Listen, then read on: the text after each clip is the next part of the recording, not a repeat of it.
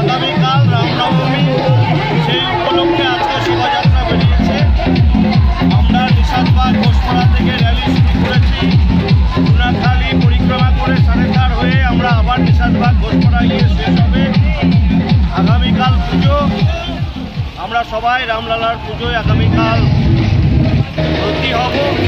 আমাদের একটাই লক্ষ্য, এই দেশকে শক্তিশালী করা, দেশকে বৈভবশালী করা, জগৎ সবাই ভারত মাতাকে শ্রেষ্ঠ আসনে বসানো। তাই আমরা রামলালার আরাধনায় ব্রতী হয়েছি। আজকে নিশাদবাগে হচ্ছে, আগামীকাল জেলা শহর আমাদের বহরমপুরে হবে, জিয়াগঞ্জ হবে, একাধিক জায়গায় শোভাযাত্রা বেরোবে, পুজো হবে। একটাই লক্ষ্য, ঠাকুরের কাছে একটাই প্রার্থনা, দেশ যেন এগিয়ে চলে, আমাদের দেশ যেন জগৎ সভার শ্রেষ্ঠ আসনে বসে, আর এই দেশের সমস্ত নাগরিকেরা সুখ শান্তিতে বসবাস। এটাই আমাদের বার্তা মানুষের কাছে।